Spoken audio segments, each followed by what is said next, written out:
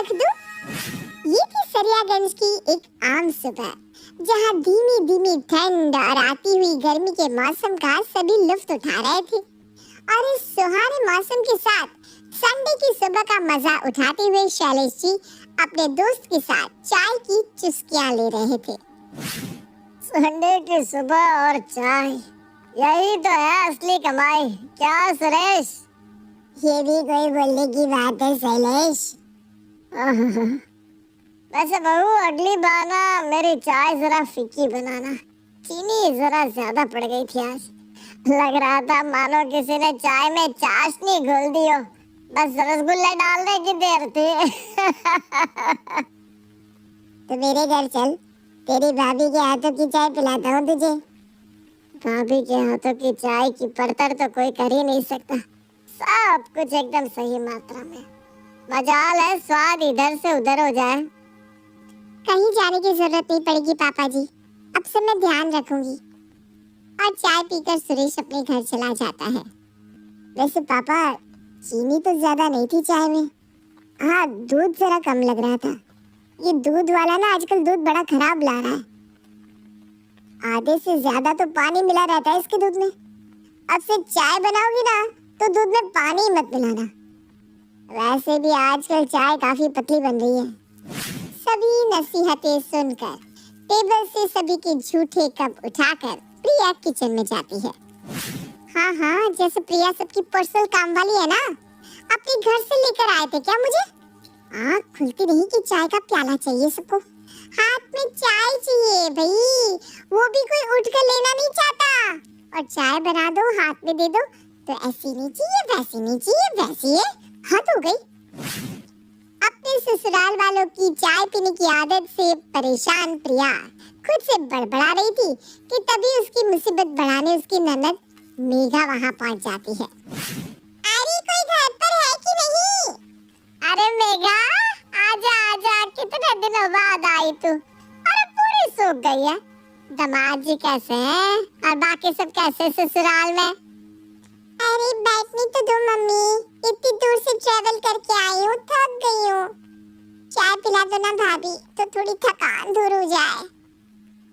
अरे प्रिया देख, तेरी ननद आई है, एक कप चाय रख दे। जी पापा जी, रखती हूँ। चाय की कप उठाते वक्त ही मुझे पता था कि अभी फिर मुझे चाय सर्व करनी पड़ेगी। ये तो बस एक झलक मात्र थी, वरना हिंदुस्तान में ऐसा कौन सा घर होगा जहाँ पर एक भी चाय का दीवाना न रहता हो।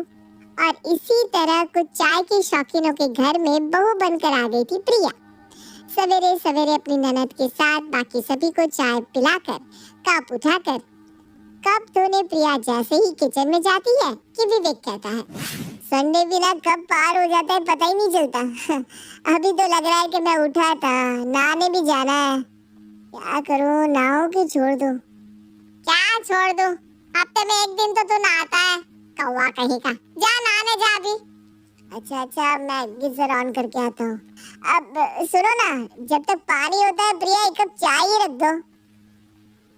बहू चाय बना रही है तो मेरे लिए भी बना दो, एक कप मैं भी पी लेती हूँ। मौसम से अभी तक ठंडक गई नहीं, गला भी ना जरा भारी भारी लग रहा है। अच्छा प्रिया, चाय बना रही हो तो क्या मैं भी एक घूंट पी लूंगा? बस ज्यादा नहीं है, थोड़ा सा। फिर से चाय? ओहो, परेशान होकर प्रिया झूठ कह देती है। अब दूध नहीं है, दूध खत्म हो गया है पापा जी, चाय नहीं बन पाएगी, तुम नहा लो ना विवेक। लो बताओ, अब दूध खत्म हो गया। चलो कोई बात नहीं, मैं लेकर आता हूँ वो, उस पर कौन सी बड़ी बात है। और ये कहकर जैसे ही शैलेश घर से बाहर निकलने के लिए दरवाजा खोलता है, वो देखता है कि सामने दूध वाला दूध की बाल्टी लिए खड़ा है। बिल्कुल सही समय पर आया है तू। अरे देख बहू, दूध वाला आ गया। अब तो चाय बनेगी ना। मैं दूध लेता हूँ, तू जल्दी से चाय चढ़ाने की तैयारी कर ले। देखिए, अब जो भी चाय पिएगा अपना कप अपने पास ही रखेगा, बार बार धोना मुझसे नहीं होता। कोई बाहर से आ जाए तो उसे देने के लिए कप ही नहीं बचता, क्योंकि सारे कप तो धोने में ही होते। बात तो बिल्कुल सही कह रही है बहू। देखो भाई, सब अपना अपना कप अपने पास रखो। मैं तो एक ही कप में सुबह से रात तक चाय पीता हूँ। बहू भी अकेले कितना काम करेगी, जिसे देखो उसका काम बढ़ा देता है। सब समझ गए ना? जब जल्दी से चाय चढ़ा दे, वरना पानी गर्म हो जाएगा। विवेक को नहाने भी तो जाना है। प्रिया करती भी क्या, किसी को उस पर तरस ही नहीं आ रहा था और हमेशा की तरह वो किचन में जाती है और बड़बड़ाती हुई चाय बनाने लगती है। सुबह के 11:30 बज रहे हैं और 8वीं बार चाय बना रही हूँ मैं।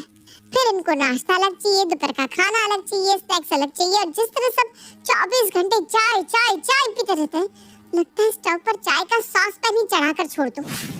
इतना इरिटेट होने के बाद भी प्रिया चाय बनाकर सभी को देती है और खुद भी चाय पी रही होती है। तभी मेघा टिप्पणी करते हुए कहती है, सुबह में तो नहीं बोला प्रिया कुछ, पर अब से ना ध्यान रखना, मैं दूध वाली चाय नहीं पीती। Okay, I only take black tea. दाल भी तो देखनी पड़ती है ना। अब तुम्हारे तरह पेट निकाल कर तो घूम नहीं सकती मैं।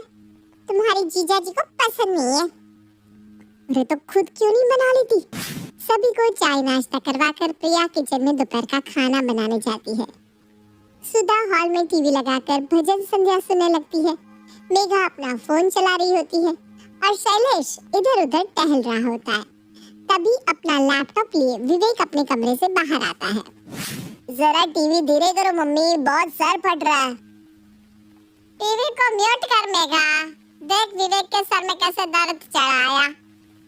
एक संडे का दिन मिलता है आराम करने, पर मेरे बॉस को उसमें भी हमें नहीं छोड़ना है। नहा रहा था कि ऑफिस से फोन आ गया, अभी के अभी मीटिंग ज्वाइन करने के लिए बोल दिया है चाचा ने।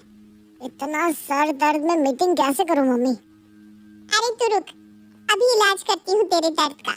1 कप कड़क चाय पिएगा ना तो दर्द यूं फुर हो जाएगा तेरा। भाभी, 1 कप अदरक और तेज पत्ता डालकर चाय तो बनाना। विवेक के सर में बड़ा दर्द हो रहा है। सच में ये काम करेगा क्या मेघा? अरे मम्मी पूछो मत, इनको तो अधकपाली की प्रॉब्लम है। पूरा दिन माथे में गमछा बांधकर इधर उधर घूमते रहते थे। फिर एक दिन मैंने ये मेरी स्पेशल चाय बनाकर पिलाई।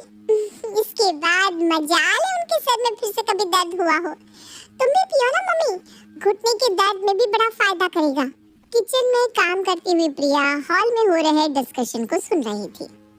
हद हो गई भाई, दिन भर इनका चाय का प्याला कम था कि अब दोपहर में भी चाय चाहिए। दीदी, जो चाय आपने बताई है ना, उसकी रेसिपी तो मैं जानती नहीं हूँ। हो सकता है मुझसे 19-20 हो जाए, इसलिए आप ही बना दीजिए ना। 2 दिन आए हुए नहीं मुझे कि काम करने को बोला जा रहा है। बेटियों का यही तो जीवन है मम्मी। ससुराल में काम करते करते आओ और मायके में आते ही किचन में घुस जाओ। गलती हो गई मेरी, जो मेरे सर में दर्द था हो गया। रहने दो प्रिया, मैं बाहर जाकर चाय पी लूंगा। मैं बढ़ती भी रहूं तभी भी इन लोगों को तो चाय चाहिए, चाय। और इस तरह रोज प्रिया के ससुराल में एक बार सॉस पैन से चाय गैस से उतरती तो दूसरी बार फिर चढ़ जाती। इसी में दिन बीत जाते हैं। जब भी घर में कोई भी बात हो, प्रिया से सीधा कहा जाता, बहू चाय रख दे। प्रिया खुद में बड़बड़ाती जाती और काम करती जाती। पर हद तो तब हो गई जब एक दिन सुबह 4 बजे प्रिया के कमरे का दरवाजा धनधनाने लगा। जब शैलेश जी दरवाजा बजा रहे थे और प्रिया को आवाज लगा रहे थे, बहू, ए बहू। 8 बज गए क्या? नहीं बहू, अभी तो सिर्फ 4 बजे हैं। तो इस वक्त आप यहाँ? पापा जी, मम्मी जी, हे भगवान, उनको कहीं कुछ? अरे नहीं बहू, इतनी अच्छी किस्मत नहीं है तेरी। वो तो मेरी आँख खुल गई थी तो सोचा चाय पी लूं। जरा चाय चढ़ा दे बहू। ये सुनकर प्रिया के मुंह से कोई आवाज ही नहीं निकली। कैसे निकलती? सुबह 4 बजे ऐसी बात सुनकर कोई बोले भी तो क्या बोले। और इसके बाद प्रिया के सब्र का बांध टूट जाता है और वो बिस्तर लगाकर किचन में ही बैठ जाती है। ये बहू का आज क्या हुआ है?